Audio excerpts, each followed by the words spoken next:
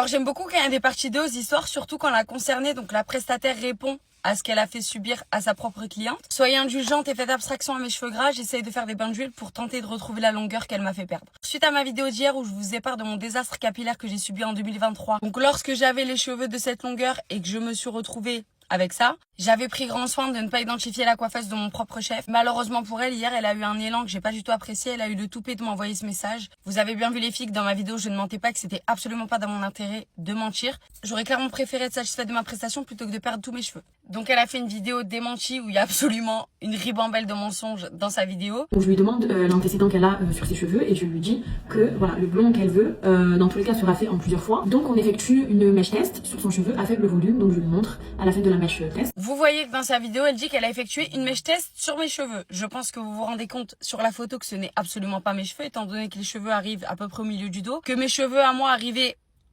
en bas de mon dos et que j'avais les cheveux bordeaux en arrivant là-bas. Pour faire un petit récapitulatif, aucune mèche test n'a été effectuée sur mes cheveux. La vidéo sur laquelle je rigole et que je suis morte de rire et que non, je ne me moque pas de ses cheveux qui tombent et non, en fait la vidéo est partie d'un délire. En fait on a fait un prank à notre copine qu'on avait en commun. On a fait croire que ses cheveux tombaient. Voilà, c'est un petit délire que elle a filmé et qu'elle a tourné à sa sauce bien évidemment. Donc en fait c'est des cheveux que moi je perds aussi, que vous perdez aussi quand vous faites votre douche, quand vous lavez vos cheveux. Voilà, ce n'est pas des cheveux cassés, ce n'est pas des cheveux brûlés. Deuxièmement, il n'y avait aucun prank qui avait été créé autour de ma paire de cheveux dans le bac. Mensonge.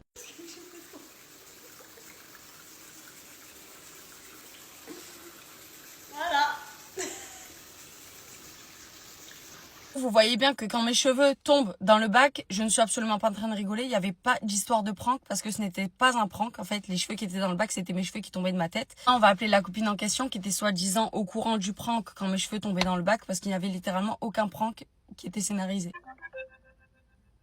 Allô? Allô, ça va? Ça va et toi? Oui, ça va. Moi, je suis en train de filmer. Du coup, est-ce que tu sens que je te dise rien? Est-ce que tu peux faire un petit topo? Alors. Par où commencer? Par le prank? Alors, Par le prank. Ah oui, par le prank, non, pas de prank, absolument pas de prank. Et je pense qu'on perd pas ses cheveux comme ça, enfin, en tout cas j'espère. Ensuite, tu l'as payé ta prestation. J'ai payé la moitié de la prestation parce que voilà, elle disait que en gros t'avais arrangé une collaboration, sauf que j'ai payé la moitié de ma prestation. Bah oui. C'était ça justement, elle voulait pas que ce soit gratuit, elle voulait que tu payes au moins la moitié et la prestation en elle-même, je crois qu'elle coûtait 350 ou 400 euros. Donc tu as payé 150 ou 200 euros. Non, j'ai payé une centaine d'euros. Ça par contre, je vais pas mentir, j'ai pas souvenir exactement de ce que j'ai payé, mais j'ai payé les produits comme elle disait. Une centaine, ça c'est sûr. Une centaine, ça c'est sûr. Pour le CCRP, ben, c'est toi qui l'as ramené parce qu'elle l'avait pas. Premièrement. Elle avait pas de CCRP dans son salon, elle savait pas ce que c'était le CCRP. Oui, donc c'est moi qui lui expliquais ce que c'était. Je suis partie. C'était ma coiffeuse qui me faisait les lissages, elle m'avait conseillé le CCRP. Donc je suis partie en urgence pendant la prestation.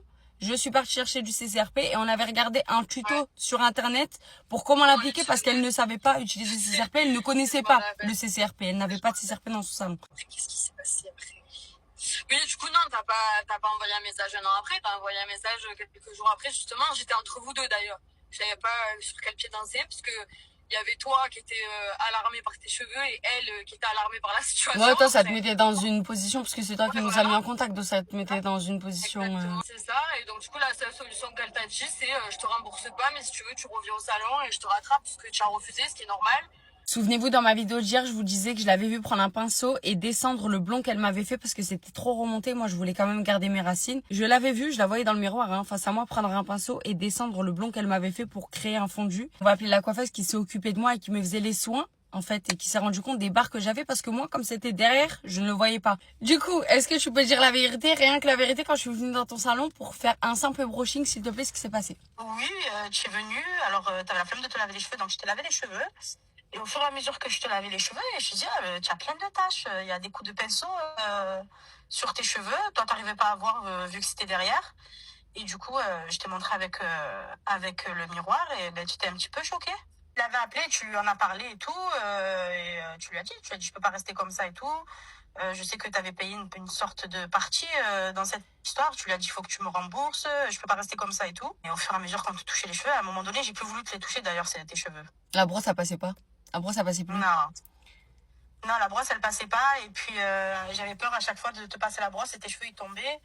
On a coupé comme on a pu, on a réparé comme on a pu. Mais quand c'est brûlé, c'est brûlé. À part couper, il n'y avait pas grand-chose à faire. Et moi, après, en tant en tant que ma conscience professionnelle, je me voyais pas te raser la tête, tu vois ce que je veux te dire. J'ai préféré arrêter là, je voulais plus prendre la responsabilité. J'ai rasé ma tête, la moitié, enfin le tiers de ma tête seule chez moi. Voilà. J'avais pas le choix. J'avais pas le choix. Voilà, du coup, j'ai plus voulu toucher tes cheveux et ouais, t'avais pas le choix. De toute façon, c'était brûlé. C'est pour ça que moi je suis allée chez elle, puisque toi, tu ne fais pas de couleur. Voilà. Non, je fais ni couleur, ni décoloration, rien du tout. Je suis vraiment technicienne de soins, c'est-à-dire je m'arrête au lissage, Botox, Tokyo. Et c'est ce que je faisais. Botox et Tokyo. Mais voilà, j'avais quand même les cheveux ruinés, il n'y avait rien de réparé. J'ai essayé de te faire ça pour te faciliter un minimum la coiffure, mais à un moment donné, c'était te prendre ton argent pour rien. Donc à un moment donné, je t'avais dit, viens, on arrête, ça sert à rien. Tu gaspilles ton argent et moi, je peux pas rattraper ce qui est brûlé, quoi. Il était facile à ce moment-là pour elle de laisser couler cette histoire étant donné que j'étais voilée et que je ne pouvais pas montrer le désastre capillaire qu'elle m'avait fait. Juste pour petite information, je me suis voilée en 2021, j'avais une chevelure en excellente santé et ce désastre s'est passé en 2023, donc non, je ne me suis pas voilée pour cacher cette misère. Visiblement, je ne suis pas la seule à qui elle a fait des ratés, donc je ne vous conseille pas d'aller dans ce salon. Donc merci pour cette vidéo de réponse remplie de mensonges parce que tu as juste confirmé tout ce que j'ai avancé, tout ce que j'ai pu montrer.